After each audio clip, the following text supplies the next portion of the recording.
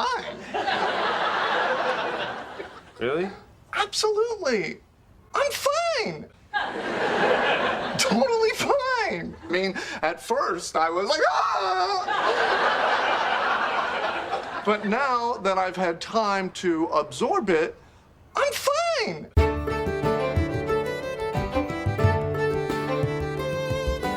Hey there, book friends. I'm Addie, and you are watching Books and Tea Time. And in this video is like 4 months in the making. I have been reading this book for 4 months. I started it in January, and I don't know what happened, but it's April now. The month is almost over, and I have finally completed Rhythm of War by Brandon Sanderson. That's right, folks. I'm caught up with the Stormlight Archive, and I don't know what to do with myself now because book 5 doesn't come out until 2023, and I am by nature very impatient, so I don't know. But today we are here to talk about everything: spoilers, details, opinions, thoughts, crying, everything to do with Rhythm of War. But let's just take a moment to appreciate the beauty that is this book. Like, even the end pages. What we're here to do today is the 4th installment of my Stormlight Archive spoiler reading vlogs, which are meant to be digital online chronicles to help Stormlight fans who don't want to reread the books catch up in a timely and like summary fashion. Some of these updates are very, very strange and sporadic because I read it over so many months, and it's nothing against the book at all. It's just I read the first 3 books in the Stormlight Archive in the summer between when I graduated college and before I got a job, and then I started this after I had gotten a job. So just with the nature of being more busy and reading other books in between reading this, it just took a little bit longer, but I still loved it. It was still absolutely incredible, and it was very emotional. This was an emotional ride. So I hope that you enjoy this video and this journey with me. But obviously, if you have not read this book, if you have not read the Stormlight Archives, save this video for later if you plan on reading it, or if not, just, you know, come back for the next video. For now, my fellow Stormlight fans, my fellow Knights Radiant, come along on this journey with me and let us read this book and experience it together. Hi there, everybody. It is time for my very first Rhythm of War check-in. We are on page 194. So we're about this far of the way in. I want to say I'm like a little over halfway done with part 1, so I wanted to come on and check in with you guys and talk to you a little bit about what's going on so far. So the prologue for Rhythm of War is from Navani's perspective, and I would say that it doesn't give us too much about Gavilar's death or like the plot or the reasoning behind it, but it definitely reveals a lot more about Gavilar and his relationship with Navani and his relationship with his family. There is a lot of tension between the two of them, and they don't seem to be getting along, and it seems like it's been a problem for a while, and he belittles Navani and everything that she does and says that she is not worth anything, which is not at all true. Navani is absolutely brilliant.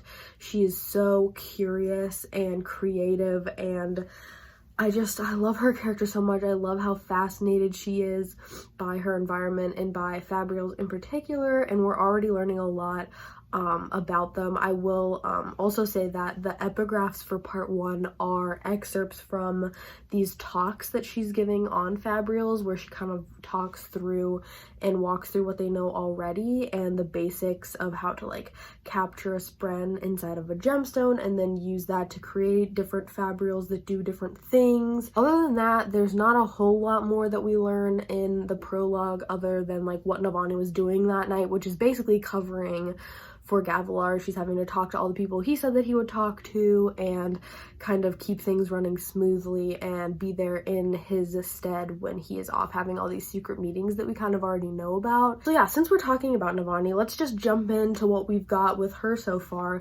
So there is an 8-month jump, or an 8-month to a year jump between the end of Oathbringer and the beginning of Rhythm of War. But yeah, Navani in this period of time has created basically this huge airship, and there's a lot of information about the technology and how it works, and it's kind of span reads, and a lot of effort has gone in to creating this, and they use it at the very opening of the book. Kaladin goes to Hearthstone, which is his hometown, and he and the Windrunners go, and with the help of Navani and Dalinar and some of the Edge Dancers, they all show up with Navani's ship and kind of steal an entire town from under the nose of the Parshendi fused singers population. And they put the entire town on this airship because that's the kind of size we're conceptualizing here, right? This is a huge airborne vessel. And then the only other thing so far in Navani's personal arc and what's going on with her is she finds on her way back to Urthuru after this mission goes well in Hearthstone, is she finds this half of a span reed that has been planted for her to find, and she starts writing to the person on the other end, and she doesn't know who it is, but they give her this really cryptic message that tells her that she has to stop imprisoning Spren in Fabrials, and that what she's doing is wrong, and she has to stop imprisoning them and torturing them, or there will be consequences. I'm so interested to see what comes of that. She thinks it's another person writing to her, but I think it's a Spren writing to her, and I'm really interested to see what comes of that and everything, and I'm just so curious about that, because that's something that has been nagging at me, especially now that we've been learning a little bit more about how to trap Spren, especially in the end of Oathbringer when they trap the Thrill into the gemstone, and the whole idea of just imprisoning Spren and then using them in the Fabrials for power and as a means to an end is it's always kind of bothered me, because then I think about Syl and Pattern, and Navani kind of has the same reaction. She's well, it's different. The Spren that we're capturing are the equivalent of what animals are to humans, but then in the same time I'm we still have a lot of discussions about animal cruelty and the idea of personhood when it comes to animals, and so I'm fascinated. I'm so excited about this line of investigation that Brandon Sanderson has introduced with Navani's story. We haven't got a lot of Dalinar yet. He's been on page, but we haven't been in his perspective yet, really, so we don't really know what's going on with him other than he's still learning how to read and write, which is baller. I really respect him for that, so that's super cool. Moving on to Kaladin, our little bean, heart and joy Kaladin he has hit a really rough patch, and his depression has caught up with him, and he's freezing up in battle, and this is something he's been dealing with since Elwokar was assassinated in Oathbringer, and he kind of shuts down and panics. But while he's in Hearthstone, Moshe is there, and Moshe gets into his head and he won't fight him, and he's just basically telling Kaladin to give in to darkness. At the end of that mission, when he gets back to Urthuru, Dalinar tells him that he's taking him out of active duty. Taking him out of the line of duty and kind of forcing him to reflect on that and get better is the difficult thing to do for him, for sure, and he's not really sure how he's going to go about doing it, but it's absolutely necessary, and Syl knows that something's wrong, but there's this adorable scene. It's a whole chapter. It's probably one of my favorite chapters in Stormlight so far. I'm gonna try and find the chapter so I can direct you guys to it. It's chapter 12. It's called A Way to Help. Kaladin goes back to his room, and Syl goes to find Adolin and makes Adolin come and force Kaladin to come out. And so they go out to this bar, and Shallan and Vale and Radiant are there, and it's just the most adorable little third wheel friend group situation, and they're trying to cheer Kaladin up, and the bromance is so sweet, and Syl and Pattern are interacting, and it's just it's so funny. I love it so much. It brought such warmth and joy. I was laughing out loud. They're trying to fix Kaladin up with somebody. Kaladin says, I don't need fixing up with anyone. And then Vale says, that's not what Syl has to say about it. And then Kaladin's response is, Syl used to think human children came out through the nose in a particularly violent sneeze. She's not an authority on this topic. And then Pattern's response is, how do they come out? I've always wondered. It's just like, it's the most precious thing ever. I love it so much. Already I can tell him having to confront all of these thoughts and find out how to move forward from this. I know it's going to be a very, very difficult endeavor for him. And I know it's also going to be a very difficult book for Shallan. So let's move on to her. As of right now, Shallan, is of the opinion that she has herself under control. She's operating as this triad where she has Vale, Radiant, and Shallan, and they're working well together and weaving seamlessly, and they've come to an agreement, and Shallan is trying to use this as a good sign and a sign that she doesn't have to dive back into her past and confront some of the stuff that she still hasn't, and memories that she doesn't even really, like, she isn't even really able to recall, but things that happened in her life that she knows she can't really go much longer without acknowledging. And there's this threat of another persona coming to the surface. Right now, the persona is called Formless. She feels like if she confronts that past, people in her life are going to find out about it and no one's going to love her anymore, and she's going to lose everything. She's going to lose Adeline, she's going to lose the Radiance, Dalinar, Navani, Jasna, everything. And so that's really her biggest fear right now. But also there's this really, really cool mystery, like, detective plot going on with Shallan right now, where at the beginning of this book, she is sent to kill Iali Sidious. And when she arrives, Iali is very, very, like, beaten down, worn out, like, she's about to give up. And she tells Shallan, she has basically been trying to, she tells Shallan she's been spying on the Ghostbloods. And she gives her this hint, and Shallan finds this secret notebook that Iali has a bunch of notes in about the Ghostbloods and things that they've learned about them in her time investigating them. So Shallan has that.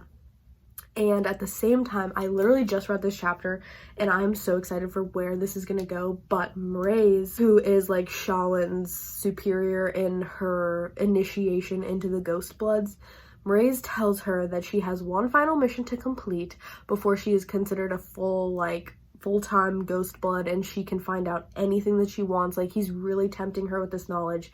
And they want her to travel to Shadesmar, to the city of the Honor Spren, and find a human there who knows the extent of what Gavilar knew as far as capturing Stormlight and traveling between realms with it. So this is where the Cosmere really starts to explode, because from what I'm understanding so far is that the Ghostbloods are interested in finding out how to take Stormlight, and because according to what I'm gathering so far is that you can't go out of the Roshar system, like, of planets. You can't go to another system with Stormlight. Like, it can't leave planet. And like, same with like the Radiance abilities, anything that has a connection to Roshar, to the Spren, to the planet of Roshar can't travel off planet. But they want a way to do that, and Gavilar was investigating ways to do that. So they want Shallan to go and find this guy and investigate that further. And that is so fascinating to me, because we already know that there are other systems where people have been able to get over, like Zahil, aka Vasher, and Azure, aka Vivenna. They've both come from the Warbreaker planetary system. And from what we hear about metals, I'm assuming there are people from the Mistborn system who can get over, but like, it's that access of power and the traveling of light itself, and using Stormlight as power and currency between systems. Like, this shit is about to blow up, and I'm not ready, because I'm sure I'm not even grasping the full extent of what Brandon Sanderson is like playing out in his mind, because he's a genius. But like, I'm so fascinated by what's about to happen with that. So Shallan has to go and infiltrate the city of the Honor Spren. Yeah, those are all my updates that I have for Shallan. And then last, we've got to talk about Venli. We got one chapter from her, but from what I understand, we haven't gotten one of these chapters yet, but I believe all of the flashbacks in Rhythm of War are from Venli's perspective. So I haven't gotten any of them yet, but I am anticipating that. I think that's going to be super cool. We did get a chapter with Venli in the present, and we're reading more about her and Timbra. So we have confirmed that she has a void sprint in her gem heart, but she also has bonded a radiant spren. And so Venli, we find out, is kind of doing this underground secret gathering of like-minded individuals, and her goal is to find a group of people, find a group of singers, of listeners of Parshendi that are willing to branch out, find their own place, and start their own civilization outside of the rule of humans and of the fused, where they can create their own culture and find themselves again and worship the old rhythms pre-odium and kind of get back to a place where they can find their own identity. So we'll see where things go from here. Those are my updates up until this point. I am very, very excited, but also very nervous. I am terrified someone's gonna die in this book. And by someone, I mean someone else that's like a main character. I'm excited. I'm gonna read more. I'll update you guys when I'm done with part 1. Peace out. Hello, friends.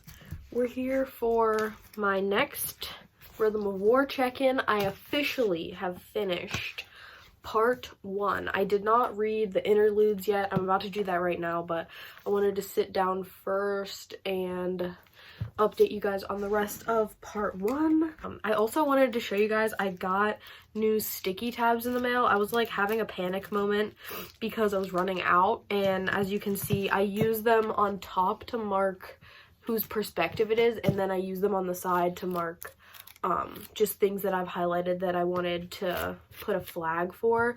So I will review just really quickly. Green is Kaladin, pink is Shallan, orange is like Dalinar, Navani, and Adolin, like anyone in the Colin family pretty much. I don't know, it gets kind of like fuzzy, but that's that. And then the yellow over here is the interludes, and I just recently added this because I got new colors today, and I'm going to be using purple for Venli because we're getting Venli perspectives. So any Venli or Parshendi singer perspectives are now going to be purple. Right after I last updated you, I read 2 crazy good chapters. So we get another perspective with Venli, and she's in this meeting with a bunch of it's basically like the ancient souls of the fused that have like come back, kind of like the Voidbringer versions of the heralds. So they're like having a meeting with a bunch of other people, and like Venli's there because she is kind of an assistant to Leshwi, who is a fused general in this meeting, and she overhears their plan.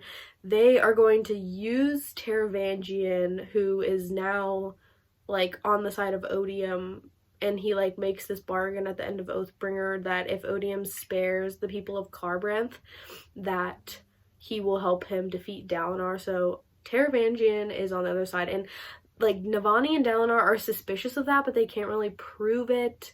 And so like things are very tense in Earthru for that reason, is because a lot of people are like hesitant to trust Taravangian as it is. But yeah, so Taravangian is on the side of Odium, and the fused singers are going to try and use his influence to lure Jasna and Dalinar out of the city, and then they're going to infiltrate the city and try and compromise the power of the tower at Urithiru and use it to suppress radiant abilities, so they won't be able to fight back. And there's also this other fused who apparently like his whole entire existence as an immortal being has been dedicated to finding soldiers who can kill his body, but like it's regenerated, obviously. Like the fused gods kind of like possess people's bodies and just use their bodies, but like once their corporeal form is destroyed, they can just change into another body. But basically this guy finds warriors who can kill him, and then he's hell-bent on killing them. So Kaladin apparently has killed this person before. They call him the Pursuer. He has another name. He really wants to kill Kaladin, which is making me so freaking nervous. I'm really stressed out about it. In other news, we find out through Navani's perspective, there's like this meeting of the monarchs, and they decide that they're kind of fighting two fronts of the war right now with the singers, and they decide instead of trying to re-win Kholinar, which is a risky play and probably too difficult, Dalinar submits even though it's really hard for him, and they decide to push a front in the west to recapture Emule. So Dalinar and Jasnah are planning to lead this attack in the west, and Taravangian has committed troops, so they're really like anxious about why Taravangian agreed, but they're like, I mean, we have to do this. It's the smart move to make. And the other thing they decide in that meeting is that they are going to send an envoy to the city of the Honor Spren to try and convince more Honor Spren to come and bond with Windrunners to create more Windrunners, because they're kind of like, they've hit a stopping point where not a lot more people are becoming Windrunners, and they think it's because the Honor Spren are still hesitant and still angry about what happened last time when like the Radiants broke their oaths and killed so many of them.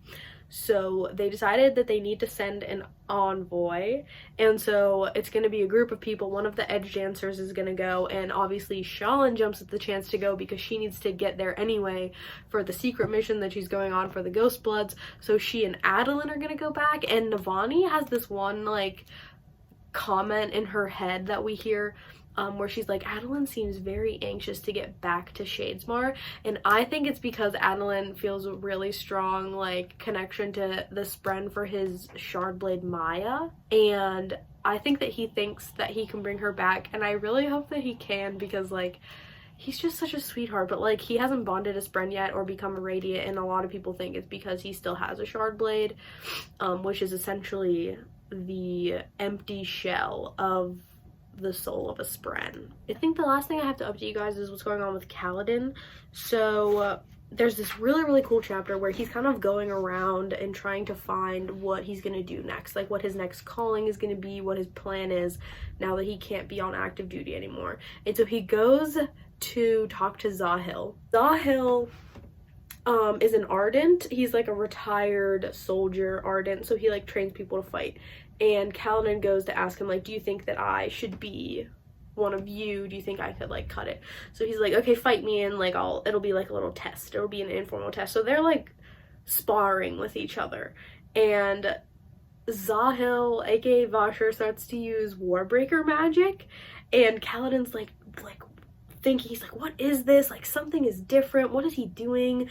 Like he doesn't seem like he's using Stormlight, but he's doing something, and it's just like the coolest crossover moment ever. Like I just was smiling to myself the whole time, and like Kaladin says to him like, you fight like Azure does, and that's Vivenna, and he's like, no, she fights like I do, boy. Like what do you know? And we find out that Vasher tells him that he actually has died already, and he is what he calls, I think like a, oh my god, a type 2 entity or something. Yeah, he calls himself a type 2 invested entity, and he compares himself to Zeph, who dies, but then one of the Skybreakers like kind of brings him back to life. So it's kind of like your body and your soul have been like re-imbued with life, but you're not the same as you were before. So there's a whole mystery component there that I need to unravel, but it's just really cool to see Kaladin and Zahil fighting, and to see him using Warbreaker magic, which is like all based on color and breath. But ultimately he tells Kaladin that he can't do it because it's going to eat him up inside, and he's going to be sad because he still loves fighting. And so then Kaladin starts showing his parents around Urthuru, and he shows his dad this really awesome surgical suite that he's put together for him, and his dad kind of misreads the situation and thinks that Kaladin has finally decided to become his apprentice and become a surgeon. So now Kaladin's kind of backed into a corner, but he also kind of knew this was basically his only other option. So he's decided, I guess tentatively, that he's going to become a surgeon and spend more time studying medicine with his dad and being an apprentice to his dad. So I'm gonna go read the first set of interludes and then start part 2, and I'll come up and update you guys when I have more stuff to say about part 2. So yeah, it's going great. We're like 22% of the way in. I'm gonna go put on fireplace sounds and read some more of this book. Peace out. Hello. It has been so long since I've updated you on this vlog. Literally, I think my last clip is from January 13th, and today is March 9th. Listen, before you say, Addie, what the heck? I've read a lot. I'm here to update you, okay? I'm like 20 pages shy of the halfway point. Look at this progress. Look at those tabs. I'm so excited about this update. Last time I checked in, I was on the first 2 chapters of part 2, I think, and last night I finished part 2 and started part 3. Very exciting. We have so many updates. I'm scared, I am sad, I'm nervous. I want to hug like 12 characters in a nice, long, comforting embrace. I have to go to work in like 15 minutes, so we're gonna make this update speedy as we can, but like literally I cannot put this book down. It's all I think about, and all I can think about is coming home later and sitting down and reading this book and having the day off on Friday to read all day. So basically we've got like the 3, let's call it 4 plot lines that we're following right now. You've got Navani and Urthru and all the stuff that she's doing. Then you've got Venli and her plot line. Then you've got the Shadesmar plotline, which is like Adolin and Shallan and everything that's going on with them as they're going to Lasting Integrity and traveling through Shadesmar. And then you've got like the 4th plotline of Kaladin. Honestly, up until the very end of part 2, you don't get a lot of Kaladin, and then all of a sudden you get a lot of Kaladin. So yeah, those are like the 4 threads that we're following basically. I mean, Dalinar and Jasnah are like off fighting on the front line of the war, and I think they went to Emule to fight. But you don't really get any of their perspectives in part 2. I'm assuming we're gonna get that in part 3. So much that happens over the whole span of part 2, and then that little bit right before the end of part 2, like these huge events take place. So like there's a lot of this that I have to update you on, but then there's this. So elephant in the room, Urthru has been taken by the Fused, as they had expected. So Dalinar and Jasnah and like all of the troops and half of the Radiants are fighting the war front in Emule, and Taravangian's with them, and they know Taravangian's probably going to stab them in the back, but they don't know how or when, and so he does, right? His troops turn on Dalinar's troops at the very end of part 2. Yeah, the Fused, Venli, and like all the people that she's with, they take Urthru. They are trying to corrupt the tower itself, which is controlled by a spren called the Sibling, who everybody thought was either dead or asleep, or like kind of both. But we find out that the spren that has been contacting Navani through the span read is the Sibling. So it's like sentient and awake and like aware of what's going on, and she has been contacting Venli, and like she reaches out to Venli and says, listen, I don't like you and you need to stop your Fabrio research, but also the Fused are going to try and corrupt me and turn me back into one of the Unmade, and I don't want that to happen, so you gotta help me. So she eventually leads Navani to this like Fabrial thing, and basically Navani helps the Sibling put up a shield to protect her from any outside influence. So Radiance can't affect her, and the Voidbringers, the Void Light from the Fused, from the Singers, can't harm her. Yeah, that's what's going on with Navani. I mean, basically the whole plot line for her this whole time is like she's like tending to the kingdom while Dalinar's away. She's dealing with everybody. She's trying to like boost the morale of her scholars and help them make discoveries and like just doing her thing, but then also like this person is contacting her via span read. She finds out that it's a spren, and they're telling her that what she's doing is wrong. She has to stop her work with Fabrials, that she's enslaving spren, and it's not good. And then she finds out it's the sibling, and then before she can really act on any of this new knowledge, the fused come and invade Earthru. So she's kind of working with the sibling, and they can talk to her, and Navani can contact the sibling by like touching these like veins in the wall that have like her soul in them. I'm really confused about, like, it's not really void light because like the sibling is the child of cultivation and honor, I believe. It's a lot. It's very confusing, but it's so fascinating. I absolutely love this plot line and everything that the sibling is suggesting that they're doing that is wrong by enslaving spren, and like, it's so cool. I love Navani. And so at the very end, Navani surrenders to the fused, like under the assumption that hopefully she can figure out how to bring the radiance back. So, sorry, this is like really not super cohesive, but all the radiants like pass out basically, except for Lift and Kaladin, because they're, you know, Lift and Kaladin, I don't know.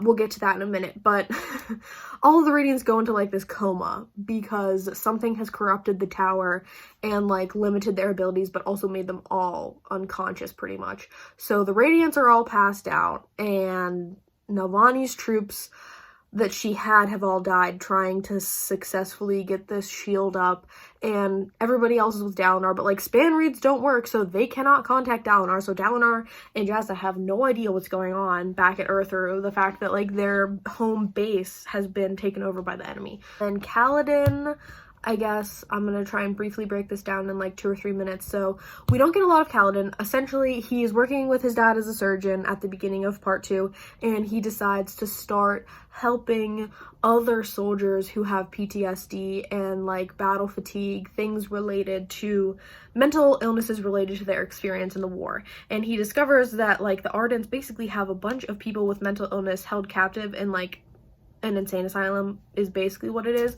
And Kaladin's very angry by this, but like they are at a point where they know very little about mental health. They haven't really done any research into like how to help people who have mental illness and like what to do to heal mental wounds. And Kaladin is very motivated by his own experience to help people who have specifically PTSD, but I think anybody who is struggling with a mental illness. So that is a really cool plot line, and like we see him trying to help other people.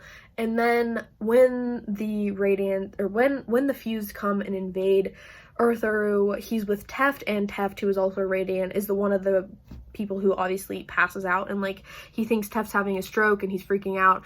And then eventually he's really on the precipice, right, of trying not to fight and trying not to be the warrior, the soldier, and trying to live this life as a surgeon and to find this new place for himself. But when they come to invade, he just can't, like, it's who he is as a person. He cannot sit idly by and watch his friend be taken, possibly to be killed, possibly to be tortured by the fused. So it kind of breaks his streak of not fighting, and he and his dad go at it, and it literally, like, it hurt my heart. It like almost brought me to tears reading, because his dad just doesn't understand who Kaladin is as a person, and he can't really understand that for Kaladin, he finds honor in battle, and he finds his honor in defending the people he loves physically and in battle and standing up for people who need him, where his father believes that, like, you know, that can't be honorable, and the only honorable thing to do is to like heal people and find people who need you within the system that exists.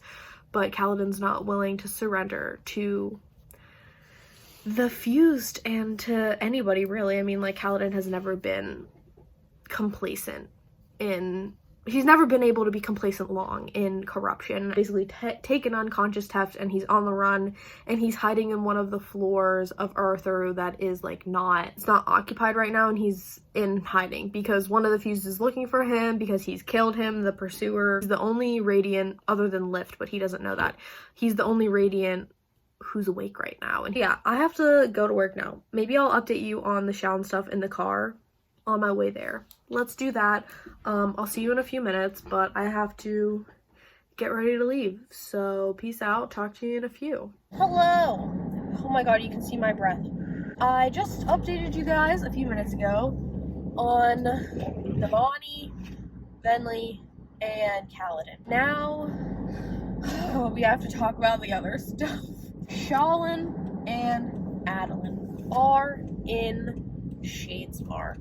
So they're on this trip to Shadesmar. Shallan's on her own secret mission from Rays and the Ghost Bloods to find this guy who is like the leader of the Sons of Honor, who is hiding in Lasting Integrity, which is like the city of the Honor Spread. So as far as Adolin goes, what do we need to know? What do we need to notice about Adolin is that he is struggling a lot right now with his relationship to Dalinar and his relationship to himself in relation to his relationship to Dalinar.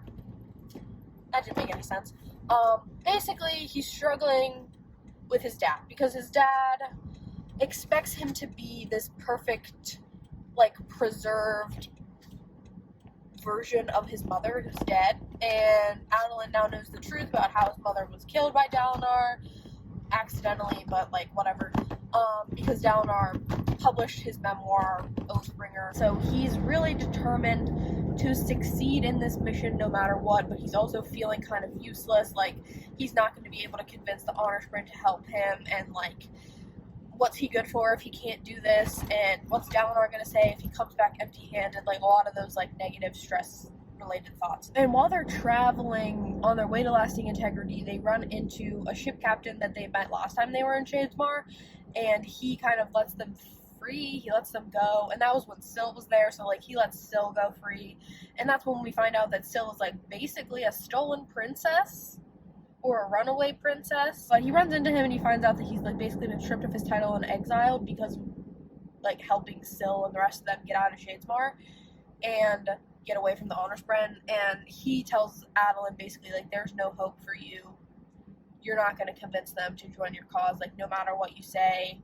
They have had thousands and thousands of years to prepare for any argument that you can make, and like there's nothing you can do that's going to surprise them. But then that guy, I think his name is Notum, he is attacked by humans that have entered Shadesmar, which like has never happened before. Like humans just don't attack Spren. It's very, very, very rare. And so Adolin saves him, and he kills people who are trying to kill Notum, and he saves him, and he brings him to Lasting Integrity with him because he's like, I can't let you here. I can't let you stay here to die. You're gonna bleed out. We need to get you to a doctor. And so Adolin brings Notum with him and surprises him with his, honorable acts, because like Adolin is, he's different. The last we see of Adolin in part 2, they arrive at Lasting Integrity, and the Honor Sprint come to meet them like on the outskirts, and they're like, we're not letting you in, dude. Like, not happening. We don't want anything to do with you. We've said this before, blah, blah, blah. And Adolin says, psych, I'm not here to try and get you to join our cause. I'm here to atone for the sins of the Knights Radiant. And I want you to put me on trial. And if you can prove with evidence that I deserve to be punished or exiled or whatever, you go for it. But as a person, as Adolin Colin, I don't think you're going to be able to prove that I deserve to die. So, like, he's basically throwing himself at the mercy of these people, saying, put me on trial and do what you gotta do, but I deserve to, speak my truth in front of a jury or whatever, like they're gonna do, but like I deserve to have a trial. They are only gonna let him and 2 other people and his Deadeye's friend Maya go in. So the other thing that we have to note about Adolin and his plotline is Adolin and Maya. So basically she's supposed to be like a zombie, right? Like she just walks around in Shadesmar and like doesn't really talk, like she can't talk, she doesn't really do much.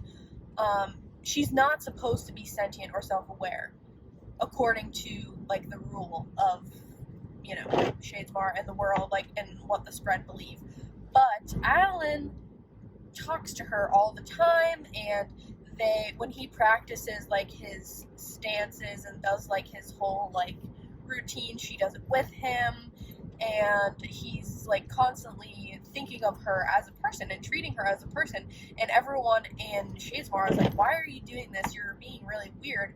But he refuses to accept that Maya isn't a person and isn't there, and he treats her as such, which is like really just sweet and endearing, and I love Adeline for that, because like he's right, she's like still a being, a creature, an entity, a person in this world. When Adeline is fighting to save Notem, he's kind of like, he literally fights like 20 people by himself, because he's freaking Adeline Colin, and he's just like, I'm just gonna do what I can, and like, I'm probably not gonna win, but I'm not gonna let this guy get like stabbed and tortured and murdered right in front of me. So he goes to save Notem while he's being attacked, and Maya takes a sword out and starts fighting with him, and like growling and showing that she's like on his side, and they start doing their like little routine together that he practices with his sword stances. And so like it looks really intimidating to these people, because to all of the people in Shadesmar, like, she's supposed to be this like zombie. Now let us talk about Shallan. I purposefully saved this for last because I am so stressed out, guys. Like, I am genuinely so scared and terrified. I don't want this to be true. So the whole time while they are traveling in Shadesmar, Shallan is trying to figure out who the spy in among her people is, because Mraise tells her that he planted a spy among her like confidants in her group of Lightweavers, and she has 3 people with her, so her and Vale and Radiant, they are all trying to get to the spy. At the very end of part 2, we find out that there is strong evidence that Pattern is the spy. And if Pattern has been duping her and lying to her this whole time, if he's evil, I am genuinely going to be heartbroken. Like, I am so nervous. Like, in my mind, I'm holding out that Pattern has a good reason, right? Or that, like, he has some sort of game plan in mind, or like he was tricked by Mraise. I don't know, but I am so nervous, because if this conspiracy goes back to Shallan's childhood when she and Pattern first bonded, I don't know. Like, Shallan is absolutely broken by this, and Formless, which is like this 4th persona, is threatening to surface, and Vale and Radiant are really worried, and Shallan is like already having all these problems. I love Pattern. He's so like innocent and happy and bubbly and whimsical, and like he's just always in such awe about the world and about everything. If he's evil, don't screw us, Pattern. So yeah, I'm at work now. Love you guys. Bye.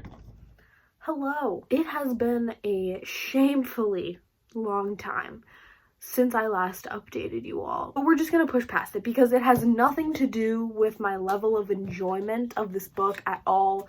It's just, life is chaos. I'm not done, but I'm close. So I'm gonna stay true to my system here of trying to update you part by part. So right now, we're gonna break down part 3. However, you should know that in reality, I am nearly done part 4. So let me show you my progress marker. I was crying last night reading this book. It's getting intense, but that's for the next update, okay? We don't get any of the Shadesmar plotline in part 3.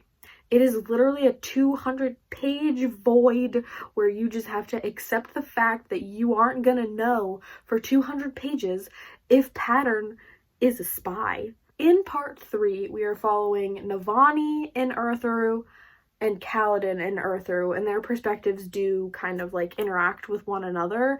We're following Venli and Urthru, who also tangentially is interacting with Navani and Kaladin. And then on the very opposite side of the spectrum, we're dealing with Dalinar, Renarin, and Yasna on the war front in Emule. The one bone that I have to pick with Mr. Sanderson is that he promised us at the beginning of the section. Look at this page. Do you see what this page says? Let me read it to you. It says that we are going to get perspectives from Kaladin, Navani, Dalinar, Venli, Ashani, Jasna, and Renarin. The blue sticky tabs are Yasna's perspective. There's one I know there's a method to his madness, but I want more time inside Jasna's head. Let's start with Navani. I think that's where we started last time. When the fused take over Urthru, the Lady of Wishes, Rabuniel, that's what I've been calling her, so that's what we're gonna call her, the Lady of Wishes, basically offers Navani a job. She says, you know, like, you can work with me, do your research, this and that, and, you know, maybe get something out of it, maybe not. And so Navani is secretly trying to undermine the fused by, like, stalling her research. She's also talking to the sibling, which is the spren of Urthru, of the tower, and she's talking to the sibling through the wall, and via the sibling is also talking to Kaladin, because the sibling can talk to Kaladin and Dabid. And so the sibling is very reluctantly and hesitantly working with Navani and Kaladin so that Navani and Kaladin can help protect the sibling from the corruption of the fuse. And there are 4 nodes, or 4 like gemstone areas hidden in the tower that are basically the lines of defense for the shield. And so throughout the entirety of part 3, the fused keep finding them, and Kaladin, in an attempt to defend them, has to destroy these nodes, and it slowly is weakening the shield but not breaking it entirely. By the end of part 3, 3 of the 4 nodes have been broken, and the tower is dying. Meanwhile, Kaladin is trying to keep Teft alive because he's still unconscious. He's working with Navani secretly to try and figure out how Fabrials are working with Void Light.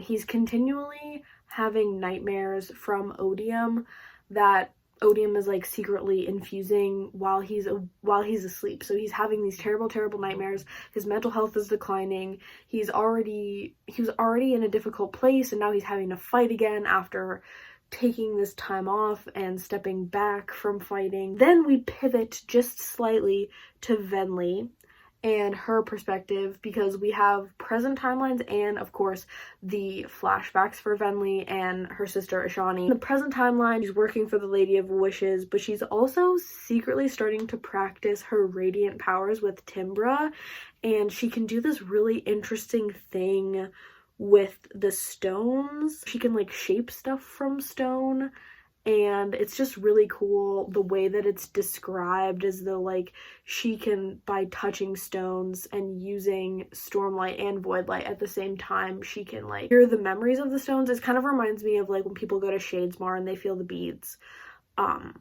and, like, her interacting with the soul and the memory of the stones and, like, encouraging it to do things. So she's soul casting, but, like, in a very different kind of way. At the very end of part 3, she finds out that Venli finds him and realizes she's actually not the last listener, and the 2 of them are among the last, and they actually knew each other previously. They weren't super close, but she realizes that he is, like, one of her own and one of her kin, and she finds that he has been kidnapped and is imprisoned. In the flashbacks, however, a human, like, the Ashani discovers the humans, right, and then a human gives Venli this sphere and tells her that if she breaks it in a storm, it will bring her war form. And she has been searching for these forms of power. It's kind of like her mission to prove her greatness to herself and to her mother and her family, as her sister is becoming increasingly well known and respected for, like, discovering humans. And in doing so, in bringing war form to her clan, she also bonds the Void Spren Ulam, who we actually see way back, I think, in Words of Radiance, or maybe it's the beginning of Oathbringer. Next, before we talk about the climactic plot twist moment at the end of part 3, let's briefly talk about what's been going on with Dalinar, Renarin, and Jasna in Emule on the warfront. Dalinar is grasping with Taravangian's betrayal, trying to figure out the why of the whole situation. Renarin is being Renarin. We get literally 2 pages from his perspective.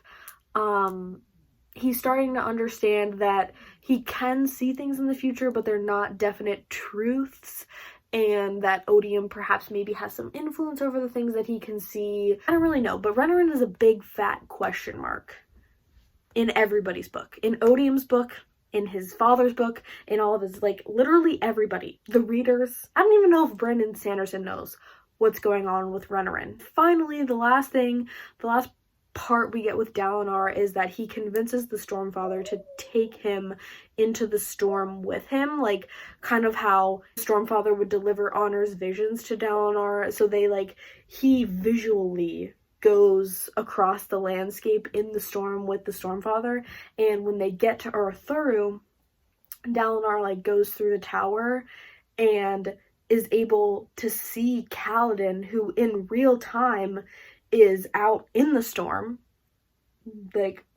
almost dying, out in the storm, which we'll get to in a second. But basically, he sees Kaladin via this vision, and Kaladin tells him what's happened.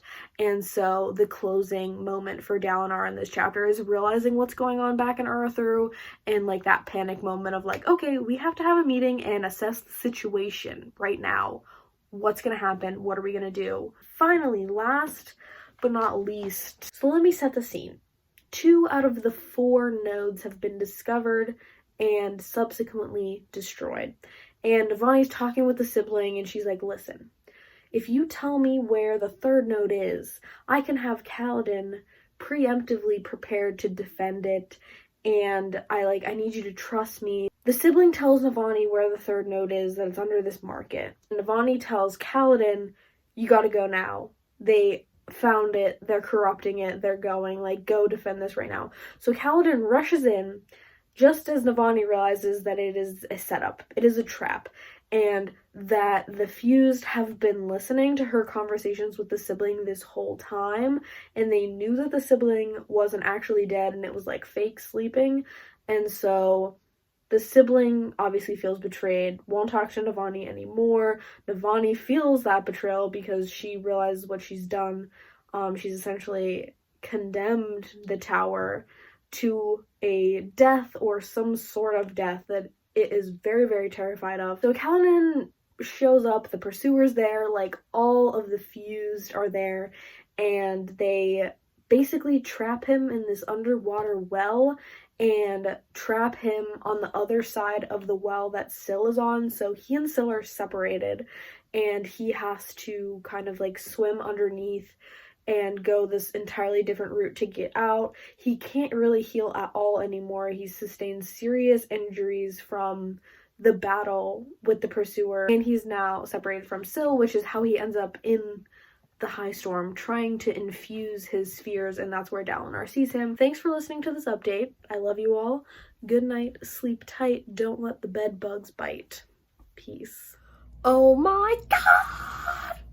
I finished part 4. Look at this progress, guys. Look at how close we are to the end. So many plot twists. I didn't even take notes, so let's just word vomit it all out. What do we have to talk about? We have to talk about Shallan and her mental health confrontational moment against Formless. That was insane. I cried my eyes out. Every time you think you know Shallan, every time you think that you've uncovered her whole backstory, Brandon Sanderson's psych, nope, you didn't. There's so much else that just she is when you hear a lot of people complain about one-dimensional characters or really flat characters, Shallan is the polar opposite of that. She's 8-dimensional. She has such rich backstory, and everything that she does is just amazing. And Pattern is not evil. That is the most important key thing.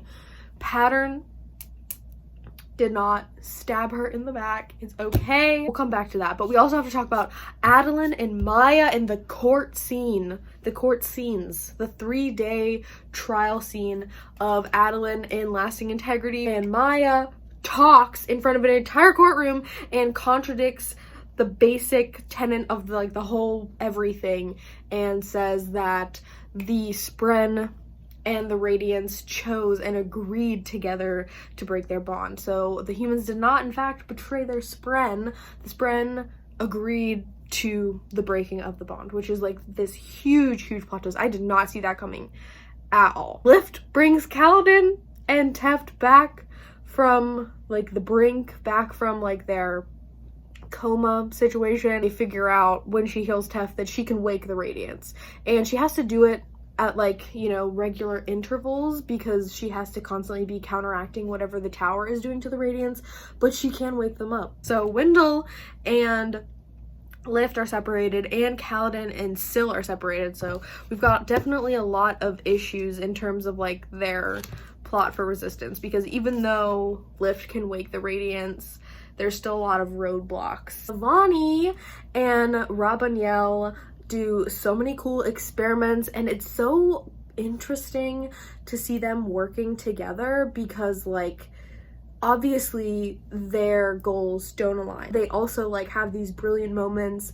in the like scholar area in the study room where they're working together and they discover war light, which is the rhythm of war. So we finally know what rhythm of war means. It's the sound created by the combination of Odium's light and Honor's light, aka Stormlight. Navani and Rabaniel are trying to figure out if Stormlight and Voidlight are actual opposites or if they can be combined, and we find out that they can, and they do combine them by like humming the rhythms together and doing a lot of fun experiments. But it doesn't stop there because Navani keeps on chugging along to working on finding that light that was in the stone that Gavilar gave to Szeth when he was dying, and then like earlier in the book it causes an explosion. I don't even know if I mentioned this, but it's like the weird light inside the sphere that like warps. Yeah, it's the light that warps the physical area around it, and Navani is trying to recreate that, an anti-light that will damage Odium and fight back against a god, and she does it.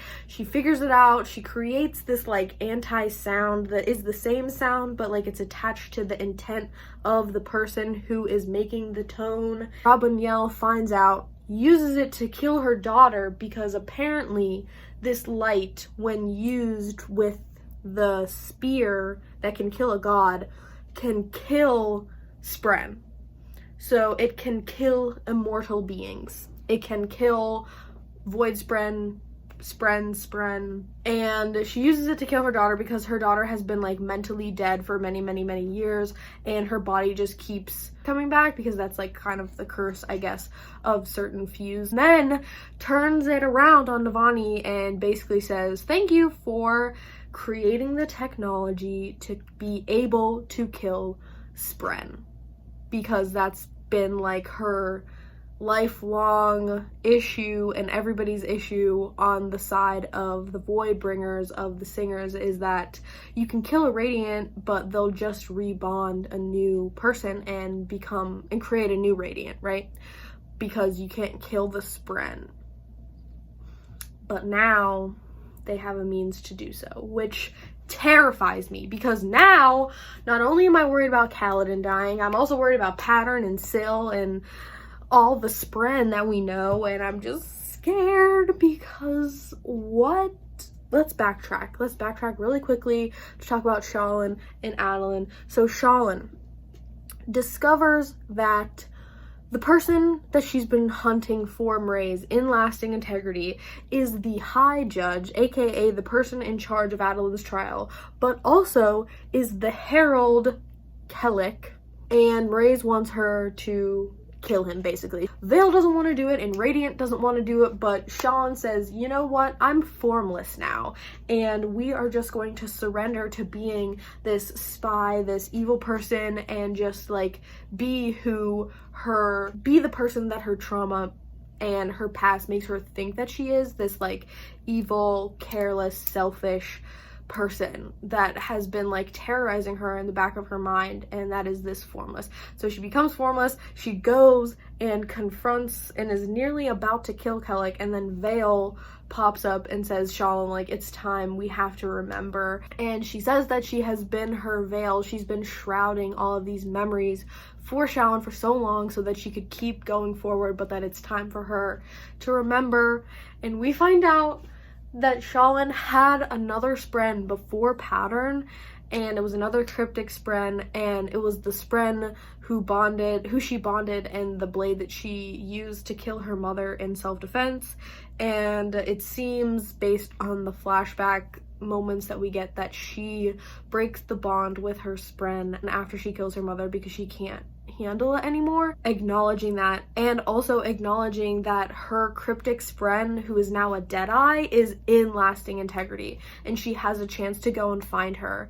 And we find out the pattern was actually contacting Wit through the box, not Mraize, and was accidentally overheard by Mraize, so no one actually like betrayed Shallan or stabbed her in the back by working with the Ghost Bloods. It's just that Pattern was really worried about Shallan and talking to Wit about what they can do for her, and just like literally tears. Like, it made me cry so much when Pattern is just like, you know, Wit told me to tell you that we love you and that you deserve love and we're here for you. And like reading that part and reading Pattern say that to her was just like so emotional. It made me cry. It was so good. And then Shallan and Kellic get trapped in this thing, and then this other judge takes over the trial, and they basically try to force Maya to testify against Adeline, but they know that she can't talk because there's this like belief that Deadeyes can't speak anymore because they're just like zombies. And Adeline knows that Maya can speak because they have had words before. And so they're pushing her on purpose because they know that they can use this chance to put Adeline behind bars and prove that humans aren't reliable anymore. And they're just battering Adeline, specifically the high judge who takes over. I can't remember his name, but they're absolutely battering him and just saying all these nasty things about how he's causing Maya this mental torment and all this stuff. And then she just screams at the top of her lungs that the truth is that they chose with their radiance to break the bonds, and that all the things that they have been arguing are completely wrong. And it's just like a mic drop moment. Everybody's like, WTF, I'm like, WTF, and Adeline is like, WTF, what's going on? So many crying moments. Literally, like, Kaladin's going through it, Shallan's going through it, Adeline's going through it, Lift is going through it. She was in a cage for like 50% of the book, and now she's finally out, and Wendell's not there, and Syl's not here, and like there's so many question marks. Spren can die. The tower is like hanging on by a thread. Maybe I'll come on later and update you. Right now I'm gonna go eat dinner and read my dang butt off. Peace out. Talk to you soon. Bye. Part 5 is hitting hard. Very hard, guys, okay? It's not pulling any punches. Brandon, why are you doing this to me? Oh, Heft is dead, and I am so sad because I was so focused on Kaladin not dying that I really wasn't like worried about side characters, and I'm still worried about Kaladin. Because literally everything he says is like, oh, this is Kaladin's last fight, this is his last battle, it's his last dance as Stormblessed, and I'm just like, Jesus Christ! No, calm down. The point is I was distracted and I wasn't thinking about Teft. And we get so much of his character arc built up in this book. He's finally like forgiving himself for his past and like getting to a point where he is like comfortable and confident in himself as a Radiant, and he spends like 30% of the book asleep in a coma, and now he's dead. The big epic end battle has started.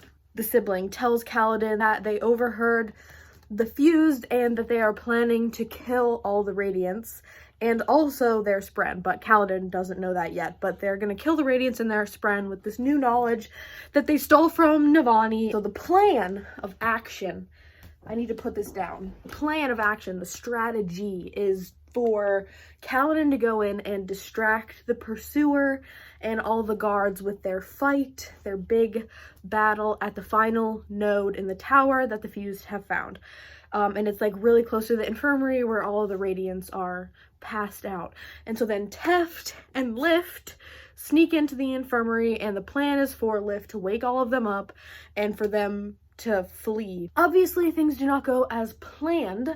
For Kaladin, things are going pretty well. He's like building up this confident facade going into the fight with the Pursuer, because he's finally realized that the Pursuer has never, because the Pursuer is an immortal being, he's never had to face death before. And this is empowering to Kaladin, who has faced death and looked death in the eyes basically every day of his life, just like as a soldier, but also as someone with a mental illness, but also with like PTSD. Kaladin finds strength in the fact that he has such experience with death and with fighting, and the pursuer has none, and he's using that to psych the pursuer out, and it's working. So they are like actually in the middle of fighting right now. We keep getting like flashes between the different scenes, so they're actually fighting, and Kaladin and Syl have been reunited, and that makes me feel a lot better, although Syl is definitely going through her own stuff with everything that's going on, and like remembering what it was like to have her previous Radiant Knight die. And then when Teft and Lift get inside the infirmary, dumb ass boy Moash shows up. Moash shows up, and he stabs Lift in the leg with a shard blade. So she's like hobbling around, trying to heal her leg, also trying to heal the other Radiants, and then Teft and Moash start fighting, and Moash kills his spren with the spear, and Teft feels that gut-wrenching, empty pain, nothingness, and then Moash stabs him in the throat. Other updates. Oh, at the beginning of part 5, we get one frickin' Yasna perspective, and her and Wit are totally like interested in each other. Like, woo, didn't see that coming. I definitely thought that they were like platonic, you know, academic partners, but there might be some other stuff thrown in there. He's like kissing her hand and stuff. One thing that I absolutely love is that Brandon Sanderson is definitely coding Jasna as Ace, and I have said this for the longest time. Literally, I think since like I read her character in book 1, I've been saying that I really, really hope that Jasna is Ace, because like she's coded Ace very, very like subtly throughout the series, but like very, very distinctly and clearly Brandon Sanderson is writing her as an asexual character, and I love that so much. The representation is amazing, and it's actually really like coincidental that I'm reading Ace, the nonfiction book right now that a lot of people have been reading already. I can see some of the language and the descriptions that the author of that book uses to like explain asexuality to us in the first couple chapters. I can like see how Brandon Sanderson is using that to create Jasna and create her relationship with intimacy, and whether it's emotional or sexual intimacy, it's just so interesting and I love it so much. Last thing is that Dalinar is planning to go talk to Ishar, who is one of the heralds that is disguising himself as like a war general. Dalinar needs to go talk to him because he is / was, I'm not really sure, but he either is or was a bondsmith. So he's the only other bondsmith that Dalinar can talk to, and he really needs someone to kind of coach him and mentor him through the next couple of phases to speed along his process. I've literally only read like 40 pages, and all of that I just said happened. Talk to you soon. Wish me luck. Thousands of tears later. Brandon Sanderson is trying to juice all of the tears out of my body right now. Between like the Shallan stuff and the Kaladin stuff and like Teft dying 15-20 pages ago, obviously Kaladin did not take it well, and he completely shuts down, as Moash predicted that he would, and Moash is a little snake and I freaking hate him. He just believes that he's failed everybody, failed Teft, and kind of gives in, and he runs out into a high storm and just jumps off the tower, and he's basically falling to his death. And Dalinar sees this via the Stormfather in like a vision in the storm, and Dalinar cannot accept that Kaladin is gonna give up, and he wants to give him hope, give him a second chance, and so Dalinar brings him into a vision, which is so cool, on the day that Tien, his younger brother, died. And like he takes him back through and walks him through Tien's understanding of why he went into the battle that day with the other people because like they were scared and he didn't want them to be alone, and like they all ended up dying, but he was there because he didn't want the other people that he was like serving with, all the other like messenger people, to be alone and to die alone. And then like Tien just like hugs Kaladin and tells him that he is strong enough and that no matter what,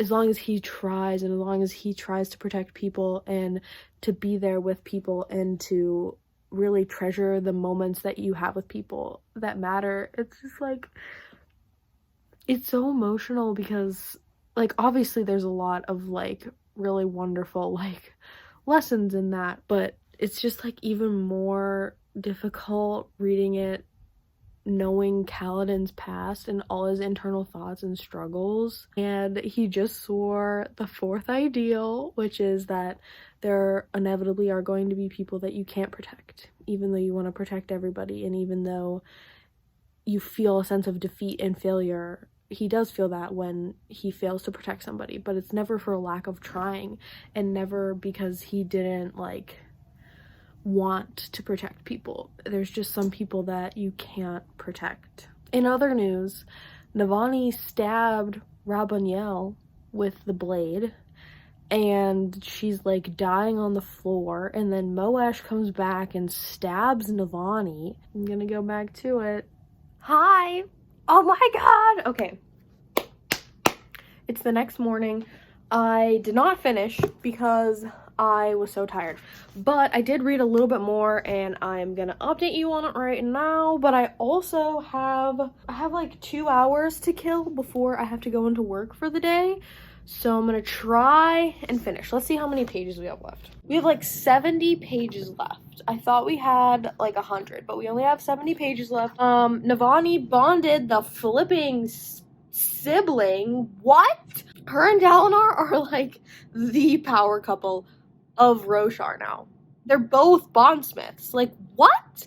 Craziness! And Navani and the sibling are currently like forcing out all the void light in the tower and refilling it with life light.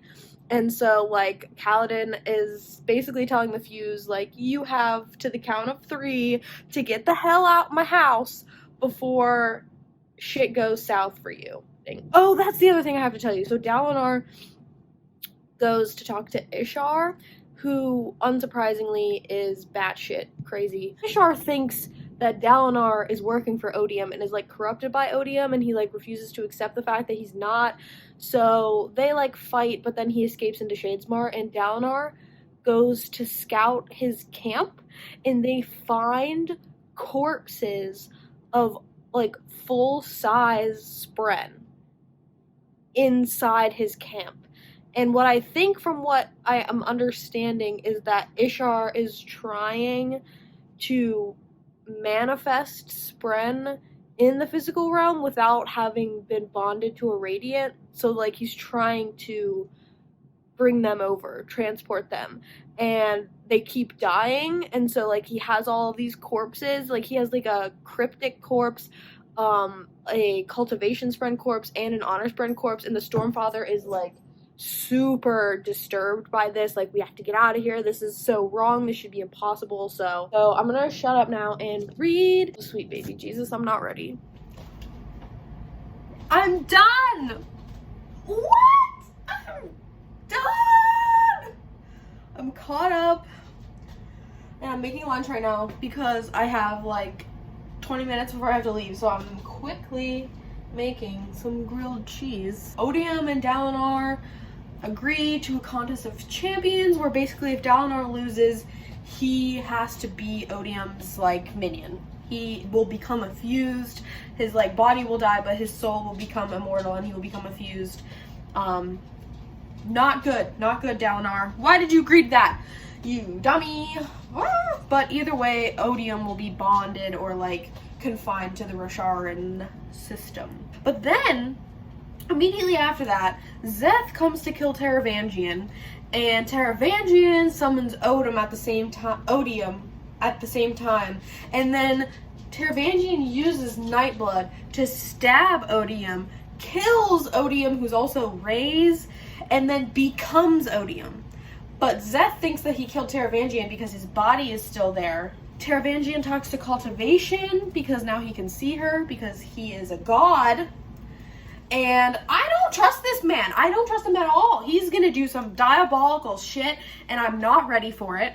And I'm scared for the fate of all the Cosmere at this point. We get one tiny little scene with Shallan and Adolin, and now Adolin knows all of the secrets and things are good, and she tells Mraize basically like, I'm not a ghost blood, I didn't do what you wanted, I've been talking to the Herald and you better be afraid of me because when I get back to Urithiru, I'm not messing around. And so she's basically at war with the Ghost Bloods, which we still don't know a whole lot about, but we know that they are dangerous and powerful. And she has her cryptic, her original first cryptic that like is now a Deadeye, and they named her Testament, and she is there, Maya is with them, and Pattern's with them. So they're kind of trying to like rehabilitate Testament a little bit like how Adolin has helped rehabilitate Maya. Before we get to the epilogue though, Venli finds the escaped listeners. So apparently like before the listeners, before like Ashani and Venli took Stormform and everything happened with the Everstorm, a group of listeners, like a couple thousand listeners, escaped, and they included Venli and Ashani's mother, Jaxlim, and she's with them, and she's been having a lot of issues with like basically Alzheimer's, I think, is like something akin to that, where her memory is fading as she's getting older. And so Venli finds them and kind of like confesses and, you know, reconciles with them. She swears the second ideal, and her mom presumably bonds Irradiant because her mom recognizes her at the very last moment of that scene. So exciting things. Spren are bonding with the listeners, with some listeners. And then in the end, of course, we have an epilogue with Wit, and it does not go well. I am afraid for Wit. Something is deeply, deeply wrong, and I feel like we don't even know the implications of this yet. But basically, Odium, who is now Taravangian, but Wit doesn't know that, Odium comes to talk with Wit, which Wit is expecting. But because it's actually Taravangian and not Ray's, he notices that Wit has stored his memories with breaths, which is part of the Warbreaker magic system, which I can't really remember too much detail of off the top of my head. But basically he's stored like thousands and thousands of years of his memories with breaths, and Taravangian presumably destroys that. And then Wit like repeats the conversation with him but doesn't have any memories of like his stored memories, so he knows something's off, but he doesn't even know what it is because he took his actual memory. And Wit was like the one unbound deity of the Cosmere on the side of the humans, or like they were working with the same goal in mind, it seemed. So I'm nervous, I'm afraid, and I don't know, man.